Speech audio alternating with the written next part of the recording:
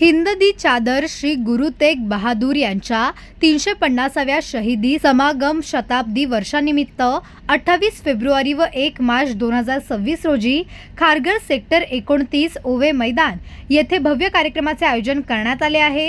या कार्यक्रमासाठी प्रधानमंत्री नरेंद्र मोदी आणि केंद्रीय गृहमंत्री अमित शहा उपस्थित राहणार असल्याची माहिती आयोजकांकडून देण्यात आली।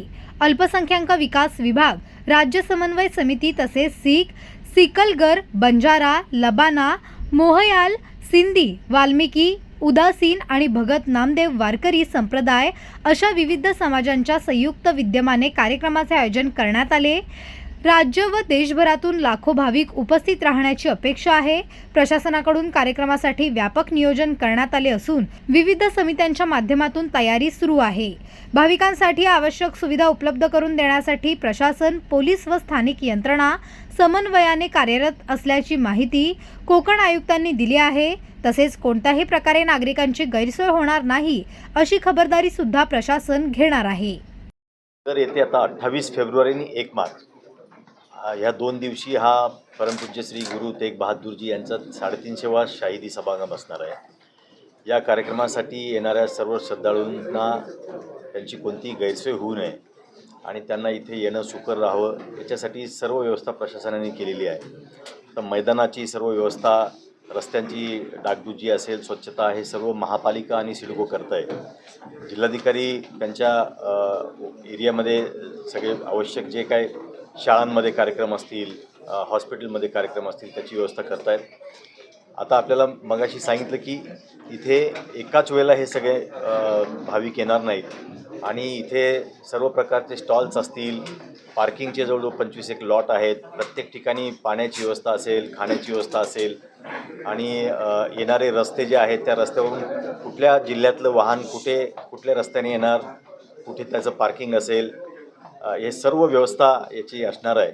नंतर त्याचप्रमाणे जागेवरतीच म्हणजे जिथे जे मैदान आहे तिथे आपली आरोग्याच्यासाठी 7-8 आपले क्लिनिक्स असतील, त्या क्लिनिक्समध्ये सर्व प्रकारची व्यवस्था असेल। एक छोटा ICU तिथे असेल, 50 ॲम्ब्युलन्स आपण रिक्विशन करून ठेवले आहेत। आसपासचे जवळजवळचे हॉस्पिटल्समध्ये 350 बेड्स आपण रिक्विशन केलेले आहेत।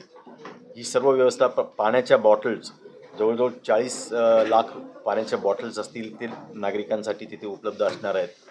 आणि ही व्यवस्था पाहणारी जी काही यंत्रणा आहे यांचा एकमेकाशी संवाद राहावा म्हणून वॉकी टॉकी सिस्टम असणार आहे।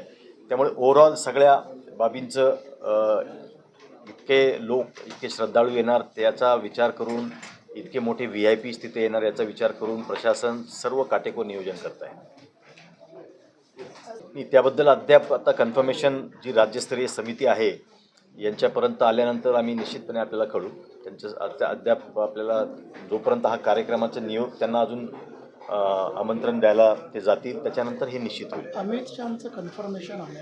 अच्छा, बाकीच्यांचं कन्फर्मेशन अजून आलं। अच्छा सर, थिएटर आणि शाळांमध्ये देखील त्याबद्दल